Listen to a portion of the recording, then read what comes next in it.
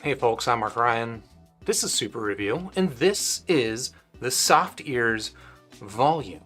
Let's punch in on that so you can appreciate the handsomeness. So this is a new earphone from Softears. It's a hybrid IM, which means it's got a dynamic driver for the low end and a couple of balanced armatures, 2 to be exact, for the mid-range and the high end.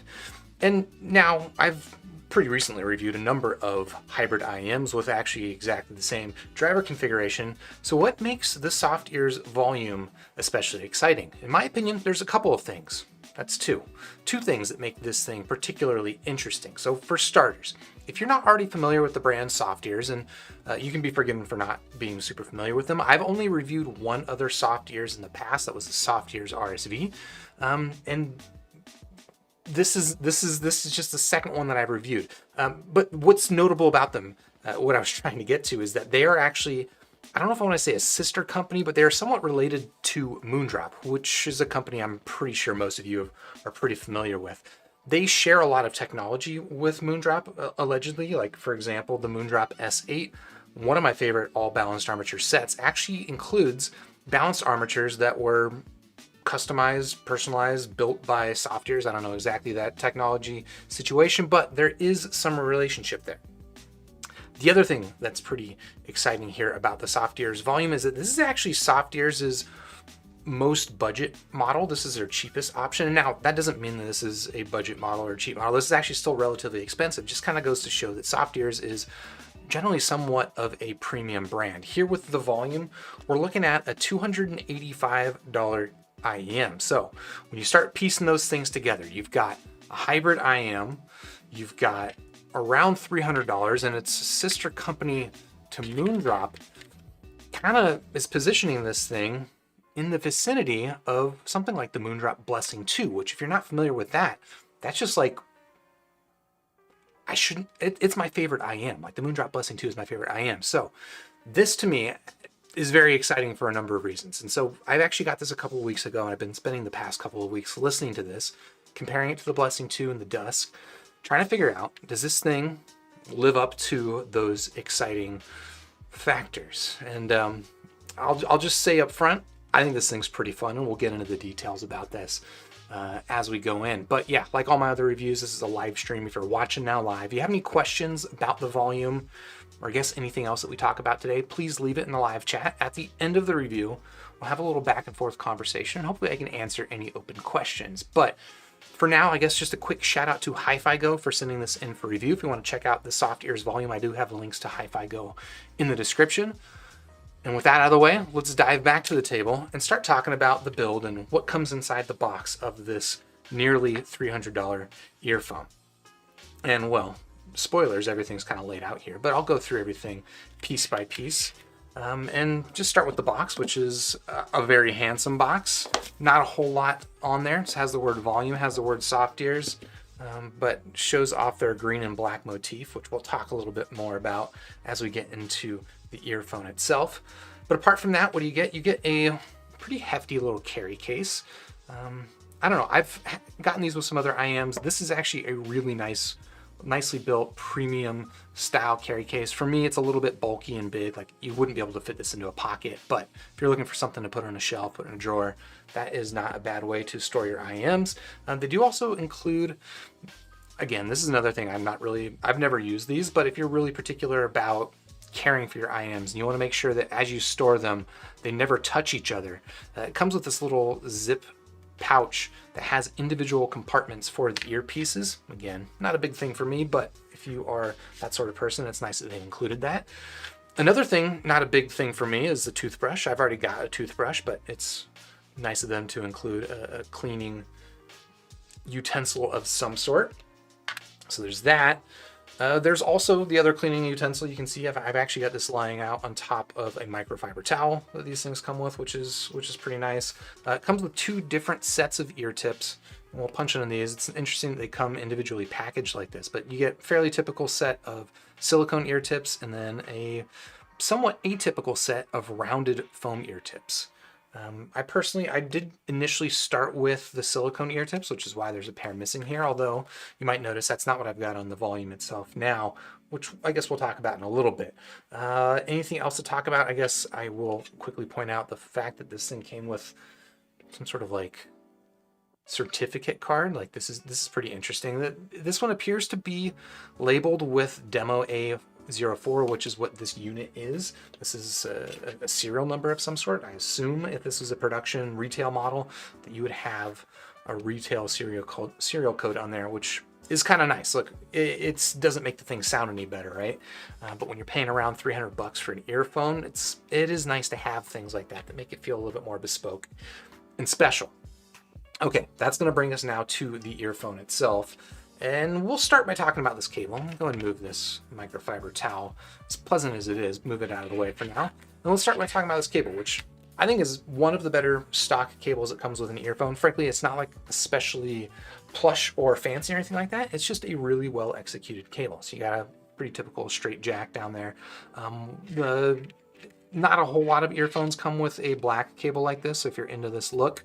And frankly, I do think it looks really good with the volume itself, but it is just generally a very nicely behaved cable. You see as I rotary wrapped it there, it's staying in place. You got a nicely sized chin, not even a chin slider. This is just the Y split. There is no chin slider actually, so this is why I've installed my own, just a little silicone O-ring. But other than that, look, it's your pretty typical 2-pin connector cable. Just happens to be one of the better behaved ones out there. Maybe one thing that's worth pointing out, and this is more a feature of the volume and less so of the cable, but you can see the cable has kind of this protruded bit, and the volume itself has somewhat of a recession on the 2-pin. So if you're looking to replace cables on the volume, you're going to want to make sure that you find a 2-pin cable that has a similar recession. They're pretty common, but just as a heads up, because you can see as it fits, and this is the thing I actually really appreciate, that notch in the 2-pin cable gets completely consumed by the volume, which I think is just a nicer, more stable connection than your typical 2-pin connector that doesn't have that sort of fitting. So, big fan of that, but that's probably about as much as I should talk about this cable. So let's instead talk about the earpieces themselves. And this is where I'll just start by talking about the aesthetics. I think the Volume is a really, really handsome earphone. And I've gotten some feedback in my Discord server, which if you're not a part of already, I do have a link to in the description down below. But I've got a Discord server and I've got a room dedicated to the Volume, and get some chatter from the community just talking about their thoughts on the Volume. And it's been interesting to see people kind of polarized by the aesthetic here on the Volume. I think green is just kind of obviously not a very common color. And for that reason, I personally like it. I guess I see so many different IMs come in that are either black or silver or something like that. To get something that's a unique green color has got my interest, and the fact that they've executed it, I think, very, very well with this black cable, again, I think is a really nice, just handsome, kind of mature aesthetic to it that I dig.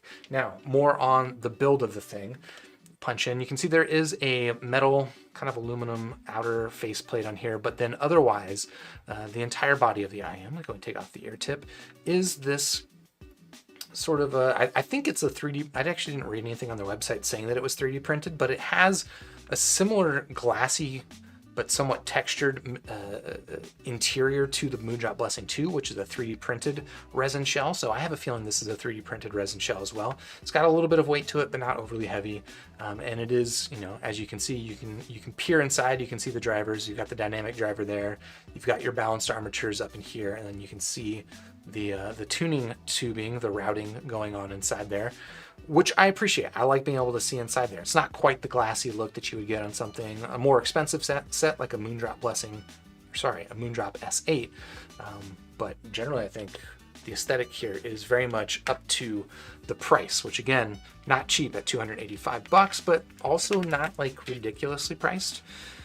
And then apart from that, we're just talking about the aesthetics. Let's go ahead and talk about how these things fit. And as I do that, I will fit them into my noggin so you can take a look at how they fit.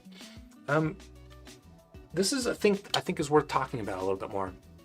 And that All right, so I've already kind of drawn some comparisons with the Volume to the Moondrop Blessing 2. And if you've considered shopping for the Moondrop Blessing 2, you've probably been warned, at least to some degree, about the fit. The Moondrop Blessing 2 is a relatively large fitting IM. And the Volume, I would say, is also still somewhat of a large fitting IM, but I think it's probably going to be less of a problem for most people, and I'll talk about why. So, as you might have just noticed when this thing was in my ear canal, the overall size of the shell itself is relatively large. So in terms of how it fits in the concha, for me, it fits actually phenomenally good. But the bit where this is actually pretty different from the Moondrop Blessing 2 is actually here at the nozzle size. So you can see the nozzle is not the thinnest nozzle, but it's definitely not as chonky as the nozzle on the Moondrop Blessing 2. So where a lot of people will warn about the Blessing 2 fitting kind of large here in sort of the entrance to the ear canal, the Volume I find just a lot more comfortable there. And then the trade-off is that it is a little bit larger in terms of the concha fit, but for me, at least, the mold, I mean, it's not too large for my ear, and then the mold itself is just a generally really comfortable fit. It's not overly aggressive, but it is fitted enough that it fits really securely, and I don't know, just generally the ergonomics on this set are really quite good for me. So it's easy to plug in, get a nice seal. That's about as much fiddling as I have to do. It fits securely, and I find it comfortable. Now, the one caveat there, and this is where I mentioned I switched ear tips. I was using the stock small ear tips on this set, and I actually found them to be a little bit uncomfortable in my left ear. So I ended up swapping over to Moondrop's spring tips, and this is the medium size, not even their smallest. And I found that more comfortable for myself. And I swear to God, I'm not being paid by Moondrop spring tips, but I love spring tips. And I did fit them onto this set. So yeah, generally just, I don't know. I don't have a single complaint about the build here on the Softears Volume. Maybe the only niggle was that I wish that it did have a chin slider, but that's a thing I have learned to solve on my own. So that's the build. Let's go ahead and just dive into talking about the sound here on the Softears Volume. And like I typically do, I'll just start by describing the general sound signature, and then we'll get into what I like about that sound and maybe what are some of the things I don't love about it. And the general sound signature, I'm gonna call this kind of a bright neutral, but this is like a bright fun neutral. It's got some treble emphasis, some bass emphasis, which now it sounds like I'm describing a V-shaped sound signature, but hear me out. All right, I think generally the dominant character of the sound here is a clean, transparent mid-range presentation. Okay, this is what I would describe as a vocal forward set. But it does still have, as I was alluding to, a bit of emphasis in the bass and sort of especially the lower treble. So in the lower treble, I'm talking about, you know, between like 4,000 to 6,000 kilohertz. And you can check this out on a frequency response if you want to. I've got a link in the description down below. But there is a little bit of emphasis there in that lower treble region, which kind of has the effect of pulling those vocals that are already forward a little bit more forward. And then in the bass region, there is, you know, a nice little fun sub bass boost, but it's not entirely sub bass focused. I don't want to say it bleeds into the mid range or into the lower or the upper bass, but the bass emphasis here is not like your normal like notched mid range with that very distinct sub bass boost. It's got a little bit more body to that, while still being generally, again, sort of this bright, more vocal focused sound signature. So that combination, all right, I said you could describe that as somewhat of a V shape, maybe a U shape or whatever. I'm gonna go ahead and stick with bright neutral, just because, again, I think the focus here really is the mid-range. It just has a little bit of fun added to it, sort of both on the top and the bottom. Okay, so that's the general sound signature. Let's talk about what I like here about the Volume. And that general sound signature that I just described, well, that's definitely my bag. If I'm talking about a mid-range focus with a little bit of brightness and enough supporting bass to make it fun, yes, that is kind of exactly what I'm usually looking for. The mid-range here, honestly, is just really quite clean, very clean, highly, again, I already described this a little bit as a transparent mid-range presentation, but just a very highly clean, highly transparent mid-range. gives you a nice strong sense of resolution, and frankly in that way it reminds me a lot of the Moondrop Blessing 2. But then the bass here, all right, I know a lot of the times my preferred sound signature leaves people that want more bass a little bit wanting. I think the bass tuning here is going to satisfy most people. The bass here is actually really good too, because it's, you know, it's definitely not bloated and smeary or anything like that. It's very well tightly controlled. It's punchy where it's got to be, and it rumbles really well. It's got a surprisingly good sense of texture and a strong attack on it. We'll talk a little bit more about how this compares specifically to a couple of other IEMs in the price range, but yeah, I think there's a pretty good argument that under 300 bucks, this is probably the best bass, at least for my tastes. This just, it's not a ton of bass, but there's definitely some bass emphasis there. If you're looking for bass, I don't think you're going to be left wanting. And then the execution on it is just really pretty excellent. Anything else to talk about? Oh yeah, of course, I should talk about the general like sound staging and imaging, which because of that fun sound shape, that fun signature, it does, in my opinion, lend itself to just staging, giving a little bit bigger head stage than you might expect of your typical IEM. And I think that also carries through the imaging, which just, again, it comes across slightly exaggerated, very much in the vein of that fun sound signature. Just overall, I've already said the word fun probably way too many times, but I would describe the Softears Volume here as just a very fun, engaging, energetic sound that frankly does not leave me wanting anywhere in terms of treble, mid-range, or bass. Just quite well executed. Now, does that mean I have nothing to say bad about this? Not entirely. Let's talk about what maybe I don't love here about the Softears Volume. Frankly, there's not much that I don't love about it. The one thing that I will point out, and I think this is definitely worth emphasizing, is that I talked about that emphasis in the lower treble between like 4,000 hertz to around 6,000 hertz. It's a little bit forward. It can verge on, I think, being a little bit aggressive. I didn't find it like I don't think it's going to be like fatiguing or sharp or painful in that sense at all. But if you're listening to recordings that have, you know, vocals that are maybe recorded a little bit harsh, some of that harshness in the vocals is going to come across. It can come across a little bit breathy, maybe even hoarse, again, depending on how the vocals are recorded. Some examples might be, and this is pretty niche, but like there's an artist I listen to called Ghostly Kisses. Her vocals are just kind of recorded with this really strong, ethereal, breathy sound that I love that sound. On this set, it can come across, again, a little bit on the harsh side, but getting pretty picky there, to be honest. And then in terms of what that lower treble emphasis does for sibilance, I would say that the volume is not especially bad with sibilance, but it's also not especially good. So if you're listening to music that has sibilance in the recording, and frankly that's typically where sibilance is going to come from, it's not going to come usually from your headset, it's going to come from your recording. But if you're listening to recordings that have that, some earphones do a really good job of smoothing it over, and I would say the Softears Volume does an okay job of it, not outstanding there. And frankly, that's about as much as I could say negative here about the Softears Volume. Just generally a very, very satisfying sound signature, a lot of fun to listen to.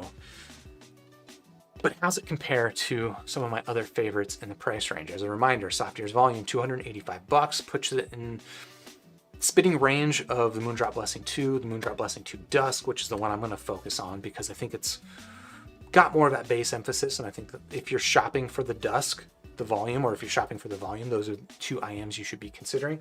But I'm also going to bring in just another option. Let me move this stuff to the side while I do it. Just as a reminder that this is an earphone in this price range that I quite like, and that is the JVC FDX1. This is around $250. All right, okay. Let's just from the top. Let's talk about how these compare in specs and price. So, Softears Volume, hybrid IM, 2 balanced armatures, 1 dynamic driver, $285. JVC FDX1, single dynamic driver. That's it, and it's around $250. And the Moondrop Blessing 2, this is the Dusk version, but true of the original Blessing 2 as well, is also a hybrid IM. This is single dynamic driver with 4 balanced armatures, and then the price on this one is $330. So the most expensive of the bunch. In fact, in terms of price, you would say lowest, middle, most expensive, but I think they're all kind of within range enough that if you're shopping for one of these, in my opinion, you probably should be considering these other options as well. Okay.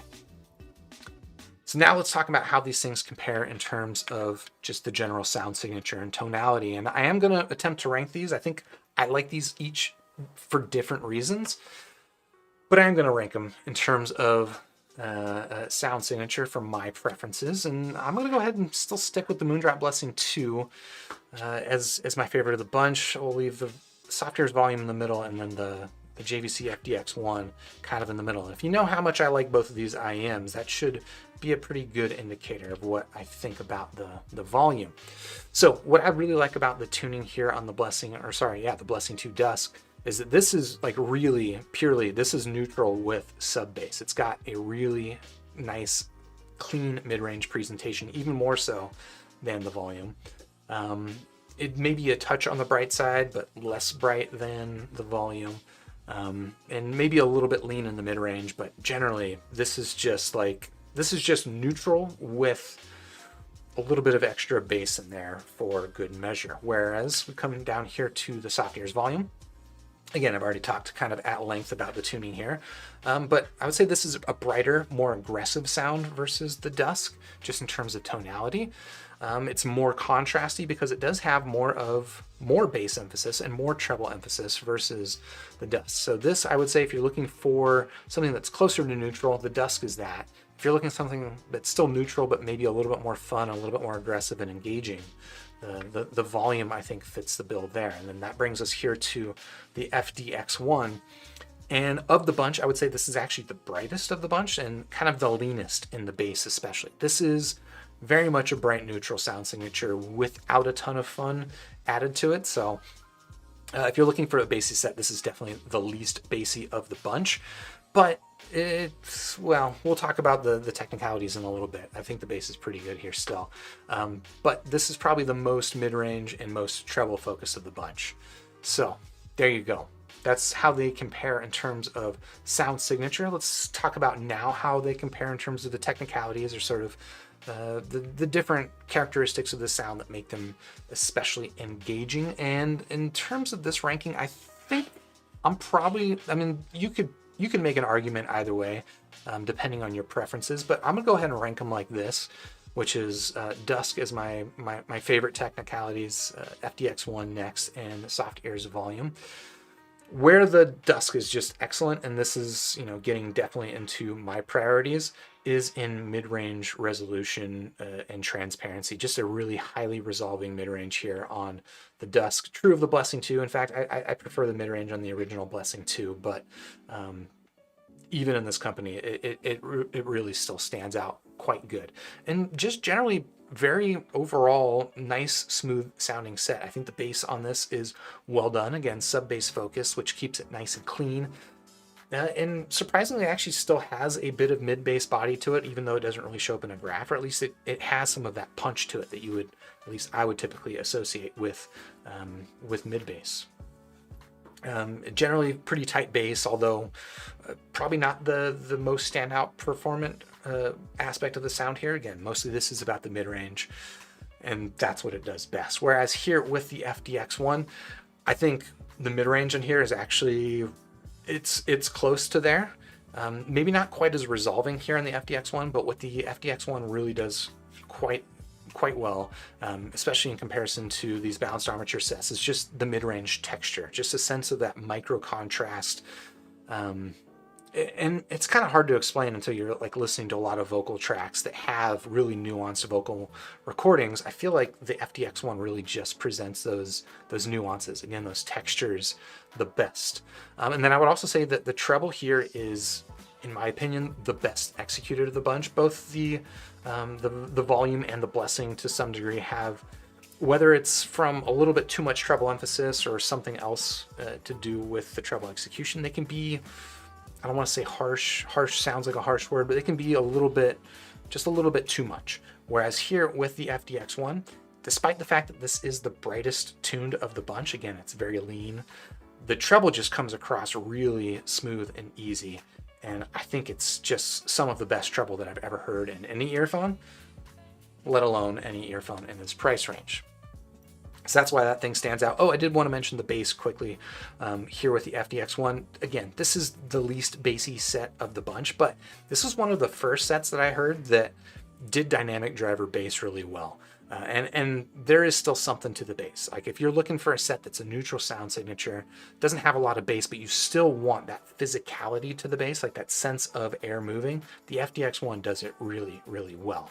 And that's going to bring us now here to the Softears Volume, which I think in terms of like first impressions, when you plug these things in your ears, the Volume is going to be the most immediately engaging and impressive sound signature, or just sound in general, because it's got that exaggerated sense of stage and imaging. Really quite a lot of fun here on the Volume. I would say the mid's not quite up to what the mid-range is on here, but still, you know, very, very good. And then that treble performance is actually pretty well done. Like it extends well enough, and I wouldn't say it's an especially airy sound, but that's neither true of either of these, to be honest. It's just maybe can come across a little bit, again, a little bit hoarse in that lower treble region with certain vocal tracks, but for the most part, honestly, not a lot to complain about. The technicality is really on any of these sets. But I do have to rank them, so this is how I rank them. Now, finally, we're going to talk about these things in terms of form factor. And I think Softears Volume is going to go to the front, Dusk will go down here, and FDX1 I'll put at the bottom. I think all these have, again, different strengths and weaknesses in terms of form factor. The Volume is just, for me, the one that fits the easiest. The ergonomics are the best. Like, it fits easy, it's secure, and I find comfortable all day long. And then the stock cable that it comes with is quite nice. I think the look is handsome. I really appreciate that it's a unique color scheme. Really, really well done. So love that here about the Volume. Next up, I would say the Blessing 2, which I think is also a very handsome earphone. I like the clear, translucent print. The outer panel, I think maybe not quite as handsome as the Volume. And then the stock cable in the Blessing 2 is not as nice as that, but obviously you can replace it, and it's not a bad cable. It's just, well, you've seen, this is not the stock cable because I've replaced it. And then finally, that will bring us to the FDX1, which might have kind of the most mature put together build of the bunch. Like, it's just got these really nice metal shells and a really handsome cable. This is one of my favorite cables of any IM. It doesn't have any preformed ear hooks, which is interesting. Well, that means you can wear the FDX1 either hanging down or draped over your ear. I prefer to wear it over ear, if you're curious. I don't know if you're curious, but there you go. The only thing that I can say negative here about the FDX1 is that the fit security is not especially strong, and that's true, I find, of a lot of single dynamic driver earphones, and it's true here. It is better here with Moondrop spring tips, again, hashtag not sponsored, but fit security is just definitely not a strength here on the FDX1, and that's basically the main reason that I've got it here at the bottom. It's just a little bit more fiddly with the ergonomics. It's got these rotating earpieces, which I don't know if that's coming across. These things rotate, which is maybe kind of a cool gimmick, but it makes them, again, a little bit more fiddly to fit. I guess maybe the last thing I'll mention, I'll go back to the Blessing 2 real quick and just mention that, and I already alluded to this a little bit, the fit on the Blessing 2 is worth a mild warning. I do think the warning is maybe a little bit overstated in the community broadly, and I've probably contributed to that to some degree, but this is definitely a large fitting IM, and if you know that you've got small ears, warning about the Blessing 2. And honestly, the Softears Volume is going to be a little bit better, I think, but I don't think again, if you've got small ears, be warned, they're on the larger side. But I think that's going to do it for my thoughts here on the Softears Volume, but I do have to give it a rating. So out of 5 stars, again, $285, hybrid, puts it basically in range of the Blessing 2 and the Dusk. Out of 5 stars, I'm going to go ahead and give the Softears Volume a very, very solid 4 stars. I mean, if I were to pick one for myself, you probably already knew this, I would pick the Moondrop Blessing 2 for myself, but that kind of goes without saying. But if you're looking for something that's maybe Moondrop Blessing 2-ish, but a little bit more fun, you're worried about the neutrality of Blessing 2, That sounds a little bit more boring. Frankly, I think the Softears Volume is a really nice alternative. Still mid-range focused-ish sound signature, but it's got that fun on either end of it with more impressive staging, more impressive imaging versus the Blessing 2, which no slouch, but it's just really next level here on the Softears Volume.